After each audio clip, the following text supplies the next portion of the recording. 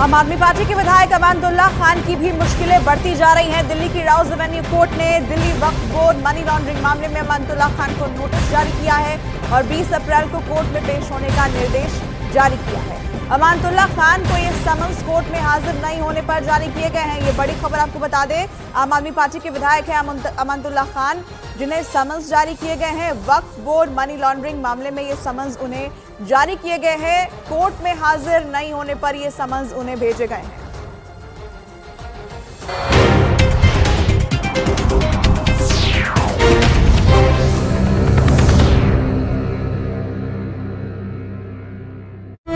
दिल्ली की उत्तर पश्चिम दिल्ली सीट से सांसद हैं। वहीं आम आदमी पार्टी ने उनके सामने पंजाबी एक्टर करमजीत अनमोल पर भरोसा जताया है। पंजाब की सभी 13 सीटों पर आखिरी चरण में 1 जून को वोटिंग होगी। इधर उत्तर प्रदेश के आजमगढ़ में बीजेपी प्रत्याशी दिनेश लाल यादव निरहुआ के खिलाफ प्रचार करने के लिए उनके ही भाई मैदान में उतर आए। यहां वो समाजवादी पार्टी के प्रत्याशी धर्मेंद्र यादव के समर्थन में जनसभा करते नजर आए। भोजपुरी फिल्मों के एक्टर निरहुआ के भाई विजय लाल यादव खुद भी भोजपुरी फिल्मों के लिए गाने गाते हैं और उन्हीं गानों के जरिए उन्होंने समाजवादी पार्टी के प्रत्याशी धर्मेंद्र यादव के समर्थन में सभा की। इस जनसभा में बीजेपी प्रत्याशी दिनेश लाल निरहुआ के भाई विजय लाल यादव समाजवादी पार्टी के लिए वोट मांगते नजर आए।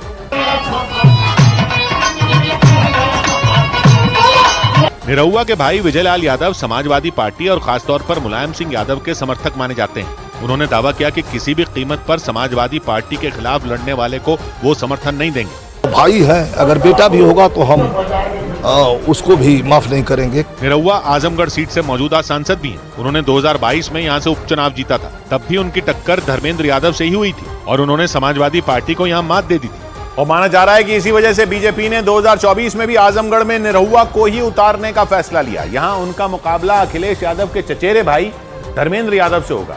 उत्तर प्रदेश की आजमगढ़ सीट समाजवादी पार्टी के लिए नाक का सवाल मानी जाती है।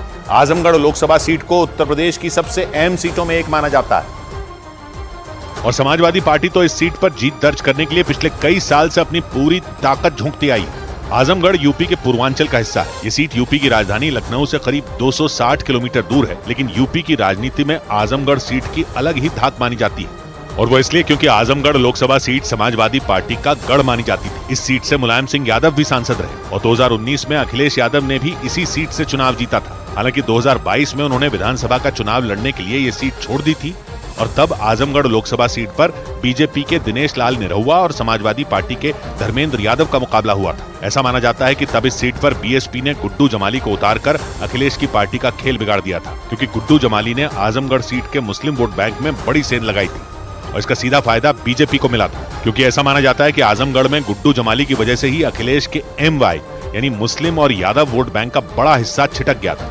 उधर मध्य प्रदेश के दौरे पर गए राहुल गांधी के हेलीकॉप्टर में ईंधन खत्म होने की खबर पर बीजेपी ने तंज कस दिया। एक दिन पहले राहुल गांधी ने मध्य प्रदेश के मंडला और शहडोल में चुनाव प्रचार किया था, लेकिन खबर आई कि राहुल के हेलीकॉप्टर में ईंधन खत्म हो गया और फिर मौसम भी बिगड़ गया, इसलिए उन्हें शहडोल में रुकना पड़ा और अगली सुबह वो सड़क के रास्ते रवाना हुए और रास्ते में उन्होंने महुआ बीनने वाली महिलाओं से मुलाकात की। ये महिलाएं MP के उमरिया जिले की रहने वाली थी और राहुल ने जैसे ही इन्हें देखा वो उनसे मिलने पहुंच गए और कुछ देर उनसे बात की। इसके बाद राहुल गांधी सड़क के रास्ते उस जगह पहुंचे जहां उनका हेलीकॉप्टर खड़ा था। इससे पहले कांग्रेस ने सोशल मीडिया पर जानकारी दी कि मौसम बिगड़ने से राहुल का हेलीकॉप्टर उड़ान नहीं भरेगा। ये भी खबर आई कि राहुल के हेलीकॉप्टर में ईंधन खत्म होने की वजह से भी उन्हें रात में शहडोल में ही रुकना पड़ा। इसके बाद बीजेपी ने कांग्रेस पर तंज कस डाला। तो मैंने कहा कांग्रेस का ही फूल खत्म हो गया तो राहुल के हेलीकॉप्टर में फूल का दिया। राहुल गांधी एक दिन पहले मध्य प्रदेश के मंडला और शहडोल पहुंचे थे और चुनाव प्रचार किया था। इन दोनों सीटों पर 19 अप्रैल को वोटिंग होगी और इसीलिए कांग्रेस ने अपने प्रचार को धार देने के लिए राहुल गांधी को बुलाया था, लेकिन इस दौरान राहुल के हेलीकॉप्टर में ईंधन खत्म होने पर सियासत शुरू हो गई। इस बीच कोर्ट ने अरविंद केजरीवाल के अपने वकील से हफ्ते में 5 बार मुलाकात करने की मांग पर फैसला टाल दिया। दिल्ली की राउज एवेन्यू कोर्ट में अरविंद केजरीवाल की याचिका पर फैसला टल गया। इस याचिका में दिल्ली के मुख्यमंत्री ने अपने वकील से हफ्ते में 5 बार मुलाकात करने की मांग की।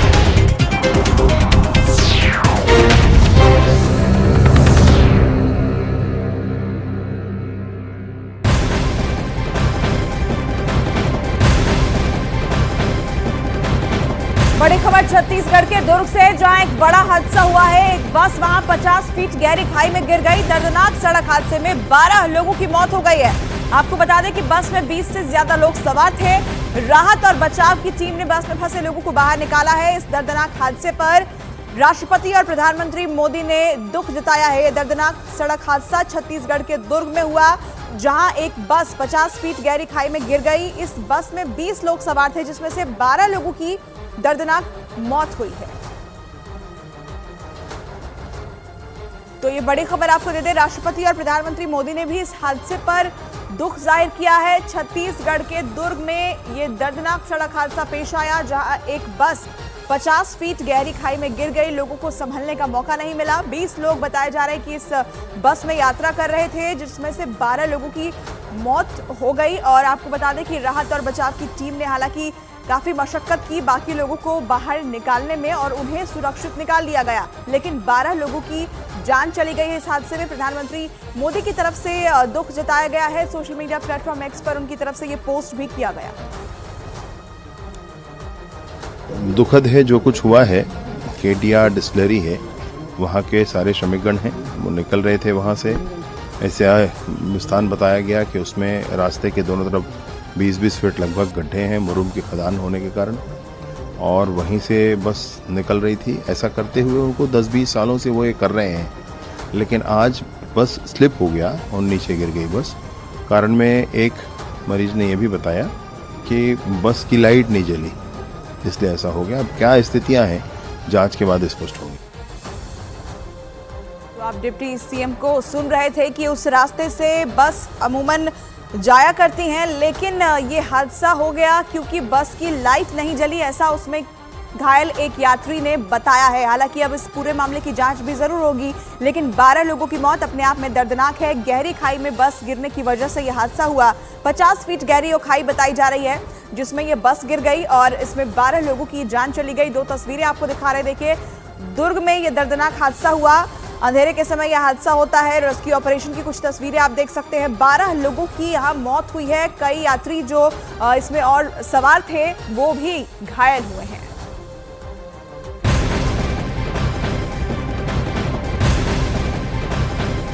दिल्ली हाईकोर्ट से याचिका खारिज होने के बाद अब अरविंद केजरीवाल सुप्रीम कोर्ट में अपील कर सकते हैं। आम आदमी पार्टी के सूत्रों के हवाले से यह खबर है कि अरविंद केजरीवाल की तरफ से आज ही सुप्रीम कोर्ट में याचिका दायर की जा सकती है।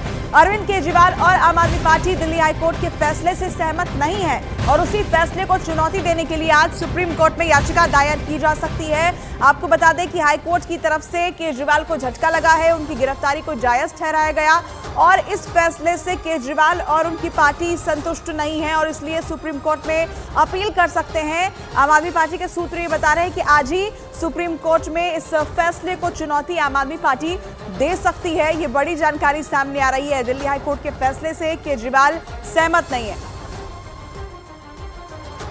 दिल्ली हाईकोर्ट ने शराब घोटाला मामले में अरविंद केजरीवाल की गिरफ्तारी को सही ठहरा दिया। दिल्ली हाईकोर्ट ने 21 मार्च से जेल में बंद दिल्ली